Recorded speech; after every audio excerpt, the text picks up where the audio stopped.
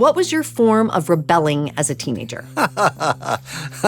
Oh my gosh. Probably the first time I've ever admitted this. Smoking a lot of pot and getting drunk a lot during college. I think the biggest move in my life towards freedom has been the letting go of the need for people to love, like, or approve of me. When I get protests or death threats, it bothers me, obviously, but it doesn't paralyze me. I'm Rachel Martin, and this is Wildcard, the game where cards control the conversation. My guest this week is author and podcaster Father James Martin. Today, we're doing something a little different. No side door spirituality. We are going right through the front with Father James Martin. He is arguably one of the most famous Catholic priests in the country, thanks to his many appearances with Stephen Colbert. Now he's the host of a new podcast called The Spiritual Life with Father James Martin, and I am so happy to welcome him to Wildcard. Hi, Father Jim. Hi, happy to be here. Thanks for inviting me. First three cards for Father Jim. 1, 2, or 3? 1. 1. Mm-hmm. What was your form of rebelling as a teenager? Oh my Dish it, gosh. Father Jim. That's an easy one. Oh, really? Well, yes. So I have to say to people, I wasn't always a Jesuit priest, right? That's very true. You important did to not remember come out of the womb that as way. a Jesuit priest. So, I probably the first time I've ever admitted this. Smoking a lot of pot and getting drunk a lot during college. There you So go. that was pretty rebellious. And my parents were not particularly happy about that, but I didn't really let them know. You were good at deceit also. I was apparently. good at brushing my teeth after I smoked pot. So yeah, that was kind of rebellious. Who were these hooligans you were hanging out with? Who was your crowd in high school? Well, actually, it didn't come till college, really. In high school, I was a bit of a square. But then in college, I fell in with a group at Penn, wonderful young people I'm still friendly with. And one of the things that was surprising was, when I was growing up, I was told that anybody who smoked pot or drank were these kind of waste cases and stay away.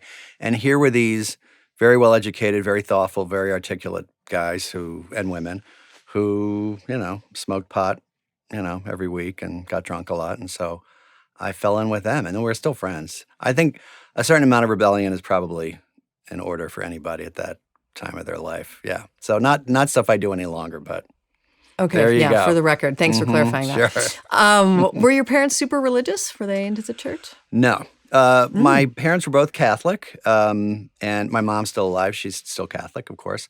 But we weren't the kind of family that, said grace at meals every night and said the rosary together and went to daily mass. And I didn't go to Catholic schools. So that when I entered the Jesuits, it was kind of a shock, and they were not happy.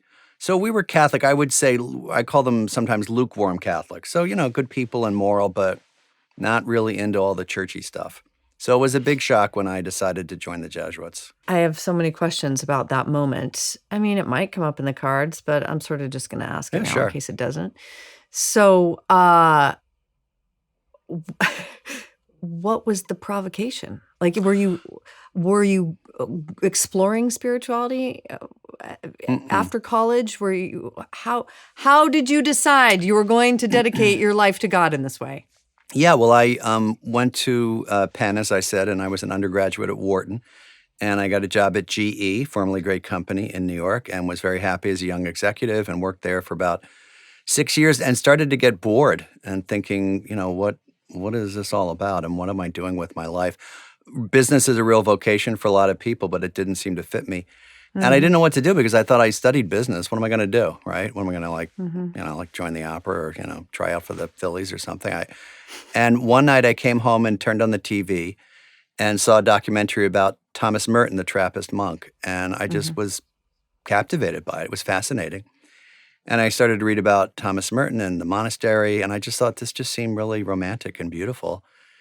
And I went to my local parish priest. I was living in Connecticut at the time. And I said, I think I'm interested in the priesthood. Kind of changed everything. So really, I always say a TV show kind of changed my life. So it was the fact that his life in the monastery seemed more beautiful and more purposeful and more interesting than my life at GE. So I took the plunge and never looked back. I'm sure, I mean, it's one thing to romanticize a life as being more fascinating and compelling than your current. It's another to walk that life, which you have now. And I mean, has the romantic quality of it all dissolved into just like the quotidian nature of doing the work and being a Jesuit priest? Well, Or does I would it still hold that kind of romance for you? Yeah, I would compare it to like a marriage, right? I mean, you get married and you kind of get to know the person. You think, oh, they're not perfect, but there is the romance, that continues in some way. Uh, Thomas Merton said the first and most elemental test of anyone's religious vocation, whether you're a Jesuit, a Carthusian, a Trappist, or a Franciscan, is the recognition that everyone in your community is more or less imperfect. And so I think that's part of it, that I'm imperfect too, and the guys I live with and the guys that I'm friends with are imperfect, but it works for me. And there are times when I do feel that romance, right? When I do feel if I'm celebrating Mass or with someone in a spiritual moment, I was able to participate in covering the conclave a couple of weeks ago and watching Pope Leo walk out on the balcony, someone who I knew slightly. That was really exciting. And to be kind of in the midst of that was really great, and I wouldn't have been able to do any of that if I weren't a Jesuit. So, yeah, a lot of the romance is still there. Thank you for that. You're welcome. We're going to the next three. Okay. 1, 2, or 3? I'll pick 2. 2. What's a moment with a stranger that made you feel loved? Oh, my gosh. These are great questions. Did you write these? Did you write these? Yeah, with my team. These are great. So because I'm an author and I do stuff in the media from time to time, I have people come up to me and, tell me what my work has meant to them. Yeah. And in the past couple of years, I've done a lot of work with LGBTQ Catholics, helped to start a group called Outreach. And I was at a retreat recently for LGBTQ Catholics. And I'll try to keep this confidential. But a mother came up and said, thanks to your work, my daughter feels at home in the church. So that made me feel really loved and really grateful for the kind of work that I'm able to do. You've gotten some grief from some corners for your work with LGBTQ Catholics. That's an understatement if there ever was one. It must have been hard, though, to hear from fellow Catholics who took issue with a cause that was very dear to you and that you'd spent a lot of your life working on. Yeah, but not too surprising. I would say there's still a lot of homophobia in the world, of course, and particularly in, places like sub-Saharan Africa, Eastern Europe. And there's still homophobia in the United States, and there's still homophobia in the church. I think what was surprising was how personal it got. You're a false priest, you're a apostate, you're a heretic, you're death threats and protests. We had protests a couple of weeks ago. We had a retreat for LGBTQ Catholics outside of Philly, and we had people protesting. And I thought, what are you protesting? You're protesting that LGBTQ people are praying, that they're going to Mass, that they're, experiencing God in their life. So, there's a lot of hatred out there. But I also see it as kind of part of the ministry. Right? Our model in all this, I'm not comparing myself to him, but our model in all this is Jesus. And Jesus obviously faced a lot of pushback, and he promised his followers that they would face pushback too. Yeah. Okay, last one in this round. 1, 2, or 3? 3. 3. Were you intimidated or excited about leaving your parents' house? Oh my gosh, what a question. I will ask you that. What about you? Oh, flippity-doo. Oh, I've lost both my parents, have passed, but I really was good friends with them. So this is not an indictment of their company, but I was like so ready to go. I was really ready to leave. I remember, college is one thing. College is like a slow departure, right? Then you're back for holidays, and leaving for college is a little harder. But I remember after college, I went to Japan. I taught English there for a couple of years. But then when I came back, I have this image of leaving my parents' house and moving to San Francisco. And I had this big red Jeep Cherokee, and it was jam-packed with all my belongings. And my parent, it really was like something out of a movie. My parents were in the street, and I was driving, I was looking at my dad in the rearview mirror, and I was just like, Baba, I love you. I'm leaving. No, I was excited to go to college. That was exciting for me. And it was 78, and it was just kind of thrilling. And this is before social media and kind of knowing what to expect, really, right? I mean, I visited the campus once or twice, so it was sort of a tabula rasa. But like you, I think the big move for me was when I left college and moved to New York, which was also like a movie. I roomed with a good friend of mine, my friend Rob, a roommate from Penn, and we got this apartment on 71st Street. And my first day of work at GE, I swear this is true. It sounds like something out of a movie. I went to the newsstand. I said, not being from New York, I said, I'll have a copy of the New York Times. And the guy goes, kid, you're in New York. It's just the Times. The Times. I thought, oh my gosh, I feel like I'm in a movie. Okay, so before we start round two, let's talk more explicitly about your show. Who do you want your audience to be? Is this by Catholics for Catholics? Is it by religious people explicitly for religious people? Is it broader than that? Honestly, I want it to be everybody. So I wrote a book a couple years ago called Learning to Pray, A Guide for Everyone, because I think everybody, I believe everyone has a natural desire for God. And the point of this show called The Spiritual Life is that it talks to people about their experiences of God in their daily life and in their prayer. And, so far it's been people who are pretty well known, Stephen Colbert, Whoopi Goldberg, Pete Buttigieg. But we're also gonna have people that aren't as well known but are really good spiritual practitioners, right? That might be good spiritual directors or spiritual writers that might not be on everybody's radar. One of the reasons we started it, was that I think a lot of what passes for spirituality online and in the media and just everywhere is pretty shallow. Like, hey, I'm Catholic and I do my rosary, and the end. I check the box and that's that. Or I go to Mass every day. Right. And okay, well, let's talk about, your experiences of God and what happens when, it feels like God isn't showing up, right? Or things are going wrong, right? What does it mean to suffer, and where is God in that? And can you still believe in a God you don't understand? And what's your prayer like? And what does it mean to live a spiritual life, and in a complicated world? And so we give our guests, for about an hour, the opportunity to talk about that. So I've been really happy with it so far. And it's, I've been doing spiritual direction, which is listening to people talk about God in their daily lives and their prayer for like 30 years. So this is kind of a comfortable way of sort of encountering people, if that makes sense. I'm used to having those conversations. And it's been great. It's been a lot of fun. So how'd you end up being like the priest who's the bridge between the Vatican and American stand-up comedy? Oh, you mean the Colbert stuff? The Colbert stuff, you've been on Colbert so many times, but then you were part of the effort to bring all these American stand-ups to the Vatican to meet Pope Francis in an audience. And I mean, besides just, I've got Stephen Colbert's number on my phone and I can make some calls, you clearly see like a benefit, a collective benefit to marrying these two institutions, stand-up comedy and faith. Yeah. The old definition of a Jesuit is that the Jesuit explains the church to the world and the world to the church, which I like. So there's that kind of connection and that bridging. And lots of Jesuits do that, not just me. That story about the audience is actually pretty funny, the papal audience. Can I tell you the story? Please. I'll try to make it short.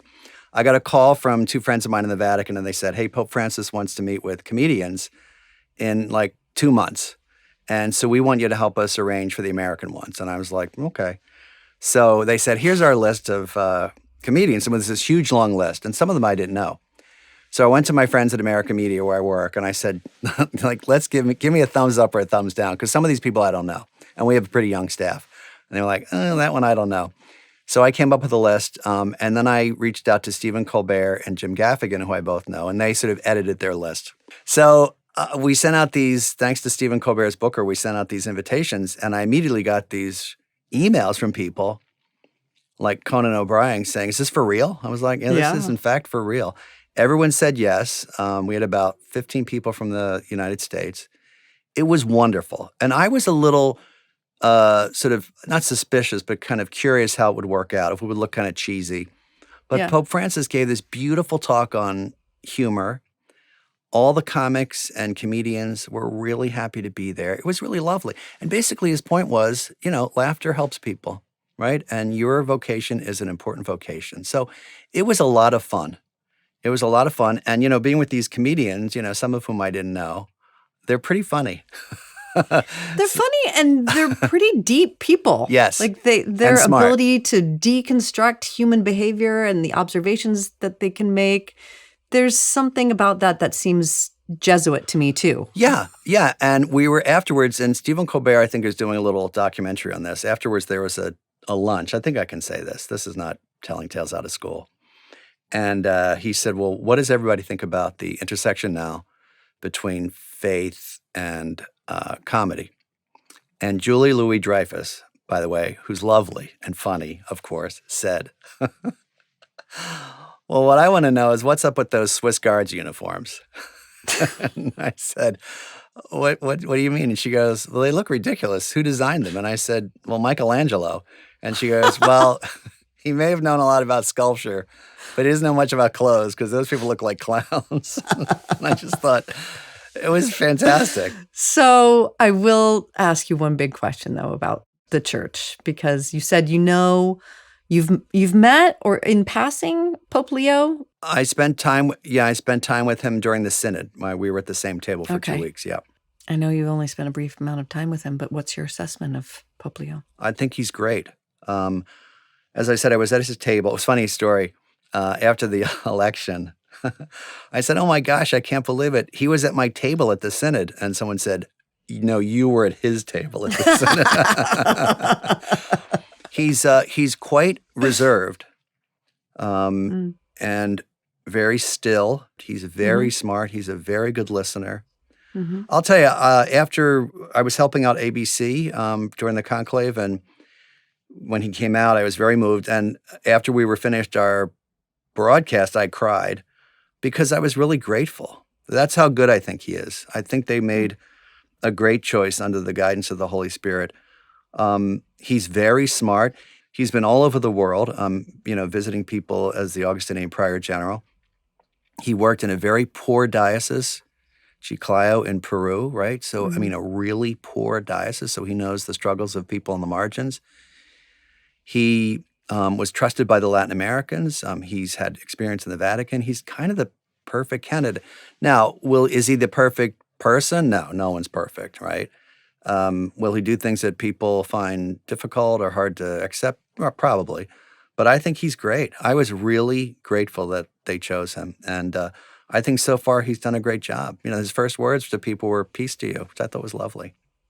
Father Jim, you got to get him on your show. I'll try. Is the request in? I feel like you should put it in right now. Not yet. You ready to get back in the game? Ooh, the blue cards. Now, what's the blue cards? Blue cards are what? Insights. Okay. Insights. Oh my gosh, the pressure's on. I don't know why I did my eyes like that. I didn't. Is it my insights or someone else's? Your insights. Oh, your insights. Your insights into your own life. Oh gosh. Okay. Well, 1, 2, or 3. 1. What are you like when no one is around? I think the same as I am when people are around. Maybe quieter than people would think. I think I entered the Jesuits as an extrovert. On the Myers-Briggs, I was an ENFP, which is a real kind of extrovert storyteller. Mm-hmm. The more I'm a Jesuit, the more I treasure my quiet time, my time in prayer, my time reading, my time being alone. That's kind of new for me. So I think a little quieter than most people would think. I like to write. I like to read. I like to be quiet. I'm still an extrovert, but with an introvert side that is developing. I think you were talking about Thomas Merton and how he used to write and think a lot about the self, about your identity, about about who you are when no one's looking, about what is the essentialness of you. And without the definition of other, Right. you know? Yeah, he had this idea of the true self and the false self. And the false self is the self that we want to present to the world, or that we feel that we have to present to the world. He talked about it as if being clothed in different like bandages. And what does that mean? Well, I was in college, what did I want? I wanted everyone to think I was cool, basically. Like I had it all together, and where everyone wants that, right? I'm cool, you're smart, you're on top of things. And the key is to let your true self be known, and be known by yourself as well. And to have that public self be your true self, right? What is your true self? It's the self you are before God. Right? And we're always on a journey, but it's not being embarrassed about who you are and not trying to get people to like you. I think the biggest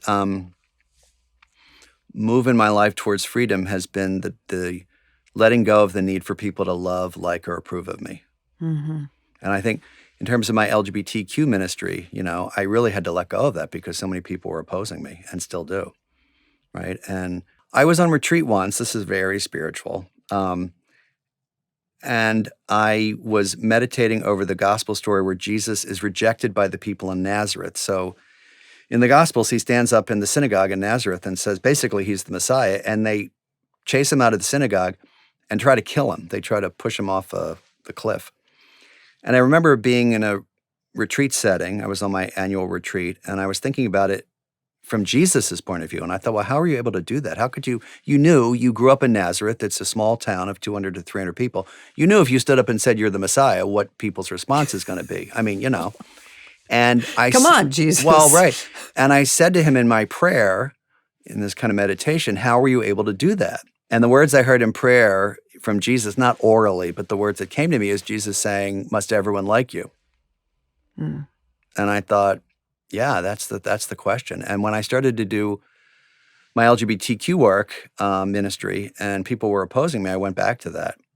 How do you feel having surrendered that? You said you felt free. Yeah, it's freer.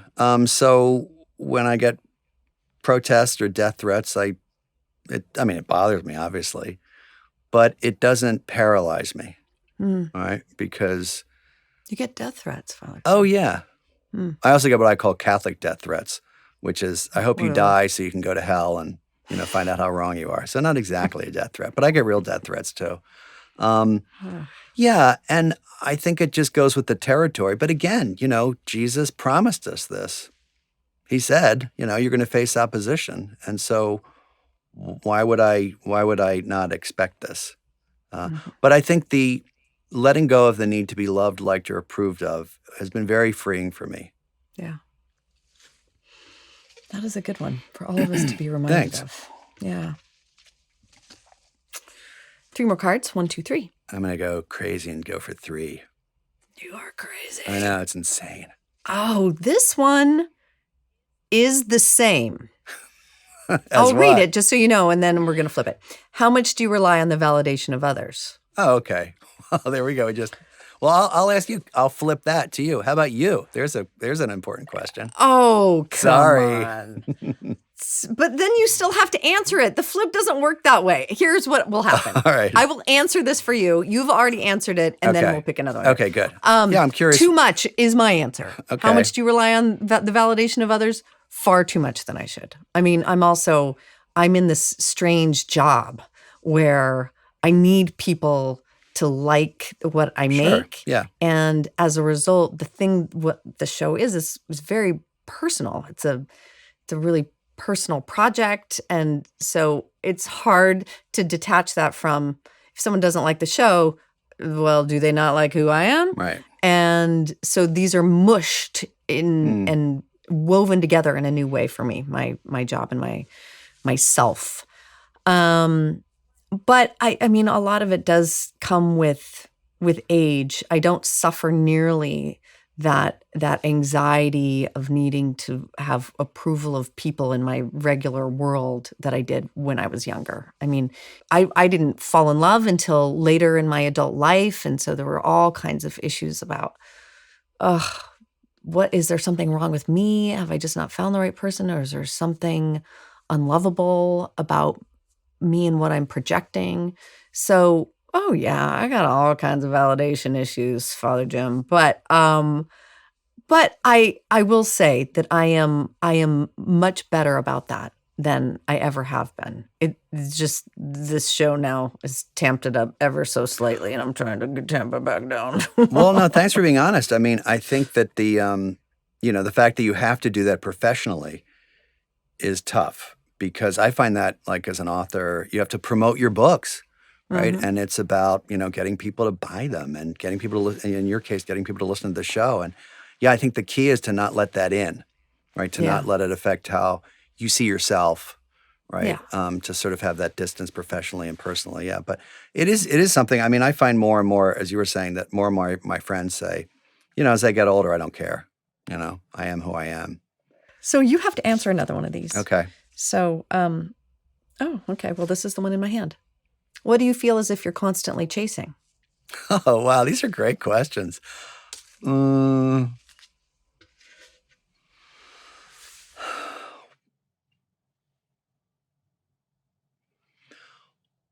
Well, I would say I feel like I'm being constantly chased by God, right? The hound of heaven, as they say. Hmm. And I think the chasing or seeking, the way to live my life that is the most authentic and holy and whole way of being a Jesuit and of being a priest and of being a Catholic and of being a Christian. We're all imperfect, right? We all sin. Yeah. And so there's that it's kind of a neat word. There's that kind of chase or that kind of journey or that kind of pilgrimage. Yeah. Yeah. St. Augustine said, which I love, our hearts are restless until they rest in you, Lord. So we're always going to have these restless hearts. And there's nothing wrong with that, right? I think people who can identify within themselves this feeling of incompletion, right? Uh-huh. Like there must be more to life than this. That Yeah. I always say to people, that's God. That's a call from God. Our hearts are restless until they rest in you, which I think isn't that beautiful? But people who feel that restlessness, it's not like God comes in and assuages that feeling. Not totally, but I think there is a sense of fulfillment, of, it's like, it would be like falling in love, right? Most people want to fall in love and get married, right? And eventually you do find someone, many people find someone and they get married, and there is that sense of completion, but not total completion, right? I mean, you talk to married couples and it's like, my spouse doesn't totally fulfill all my needs, right? Wait, this person can't be everything Right, to me? everything, What? right? And so, there's always going to be a sense of incompletion. I mean, I'm a Jesuit priest. I feel like I've found the purpose of my life. I still feel the sense of, I need more. And that desire really is not going to be fulfilled, I think, until we meet God face to face. But yeah, but I guess what I'm saying is that restlessness and that incompletion, what one theologian called the God-shaped hole in our life, really can only be filled by God. And to pay attention to that desire, right, as something holy and not to dismiss it. I mean, I will tell you, I have had a hard time filling the God-shaped hole. I don't know if it's God-shaped. I mean, I appreciate the sentiment, but my parents were very religious, grew up in a very religious family and knew very explicitly what my spiritual inheritance was and tried that on for years. And then increasingly it has felt like it is not, it just doesn't fit me. And so, yeah, I'm in the in-between where I don't want to put a hat on that says I'm an atheist or an agnostic even. But I don't feel like a Christian. And I do feel that sense of, well, I actually don't feel a sense of, is this all there is? Because there's a lot. There's so much in my life that's lovely and beautiful and sacred. But I just can't get from here to there. Well, I'm going to say two things. First, yeah, again, that's not to say that the things that are in people's lives who are atheists or agnostics is not meaningful, right, or important. It's just that I think everyone, no matter who they are, no matter how fulfilling their life is going to say in their quiet moments, is this all there is in my life, right? Is this the meaning of life? Is there something more? Is there something after my life? What happens when we die? Those kinds of Right. questions. Well, I am vexed with those Yeah, questions. well, and the other thing is, I think, it sounds like, you're in this kind of liminal space. You're in this journey. And that's, I think, oftentimes when God speaks the most bluntly to people and loudly to people, when our defenses are down. A lot of people, if they're going through a time of struggle, someone's, they're like terminal illness, or they have an illness, or someone dies in their family, or some disaster, and they experience God. People sometimes, I'm not saying you're saying this, people say, oh, you're just saying this because you're, looking for something. But I think what happens is when our defenses are down and when we are more vulnerable, God is more easily able to break in. You know what I mean? So like if you're struggling and going through a tough time and you're feeling vulnerable, a lot of times that's exactly when people have experiences of God, because their defenses are down and they're able to see things in a new way. So yeah, I would just say pay attention to I'm sorry, this sounds like spiritual direction. I'm sorry. Pay attention to moments where you might feel God's presence, even in those liminal times, ways of God reaching out to you. Yeah. Sorry, I go into spiritual direction mode pretty I know easily. you can't help it, but I'm also open to it, so it's fine. Okay, thanks. Round 3. This is the beliefs round. I feel like you're going to knock it out of the park. I would hope so. Do you believe in God? Yes. Next question. Next. 1, 2, or 3? These are fun. 1. What's a belief you chose to let go of? Oh my gosh. That God was a transactional God. In other words, you believe that at some point? I think so. I think every Christian at some point believes that. That maybe that you pray for something and you expect. No, that you do something, and that by doing it, you will, in a sense, force God to do this. If I do X, Y, Z, then God will almost have to do A, B, C. If I say 3 rosaries, God's going to heal my father from whatever. And God, live up to your bargain. Now, I think it makes sense, and I think it's natural to pray for what you want and pray for good things, right? I mean, the Our Father is a prayer petition. But I think that transactional model, which I think Isn't that part of the basis of the Catholic Church? I think you ask for things, but God has freedom, right? I think what it leads to in the extreme version is, and I'm going to be clear, I ask for things all the time in prayer. Yeah. But the fact that you could sort of push these buttons and make God do something, that leads to the prosperity gospel.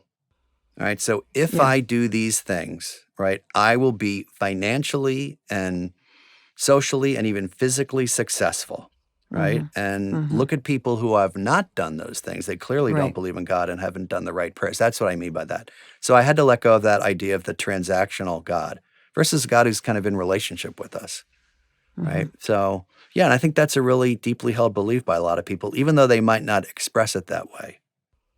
I remember when my mom was ill, she was dying of cancer, and I was just flipping through channels back when we did that, and an evangelical televangelist, who I shall not name, was on preaching the prosperity gospel and was talking about people who could overcome grave illness if they just prayed enough. And my mother was a devout woman. Right.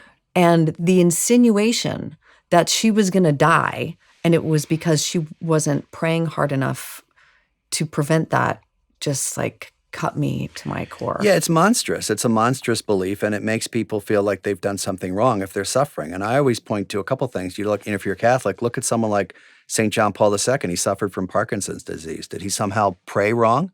I mean, or Mother Teresa, right? St. Teresa of Calcutta, who was suffering at the end of her life.